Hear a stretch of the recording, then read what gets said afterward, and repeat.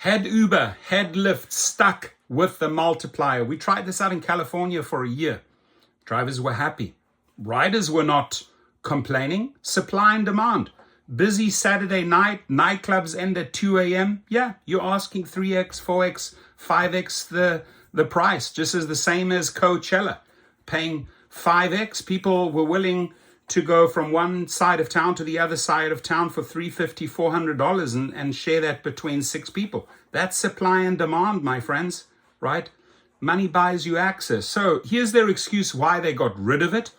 You've told us that the reason you chose to drive with Uber is for the flexibility it provides. I like to push that word flexibility. That's probably the most powerful word that they have. And yes, granted, got to be honest on this one. You have the flexibility to switch on and off whenever you want, right? So they sort of shove that in your face. Remember, you have flexibility. It's sort of like subliminally saying, well, we could take it away.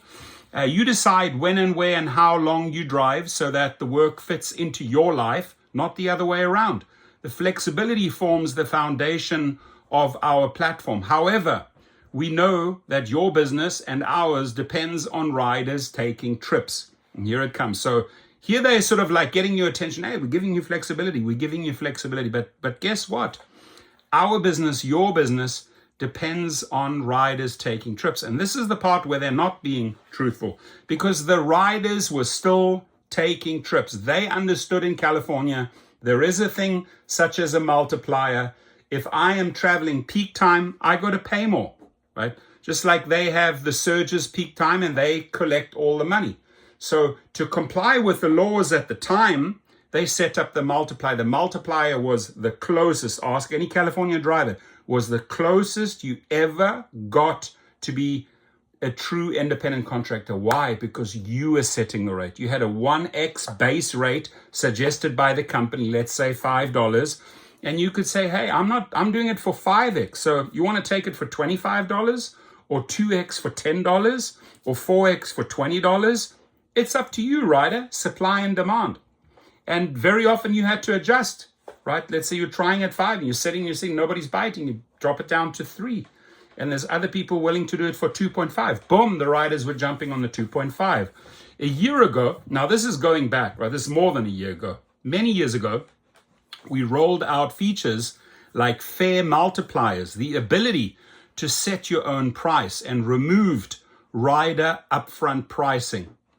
Over the last year, rider cancellations have increased 117%. That's what they are trying to sell you on, the fact that, hey, you know what? Rider cancellations went up big time, 117%, while we had this multiplier going. We've seen that most riders are simply not taking trips with their multipliers above 1x or without an upfront price.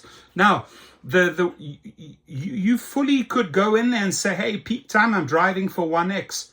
No chance that the 3x or 4x guy is going to get it. It self-regulates itself. So the fact that they're saying, riders were dropping out, they were canceling 117%, it's nonsense.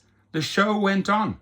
Or without an upfront price. As California reopens, we need to make changes so all drivers can get more trip requests and riders can count on getting a ride when they request one. So these changes will roll out over the next few weeks. They're going to remove the fare multiplier. They did this. And giving riders upfront pricing again. They did that.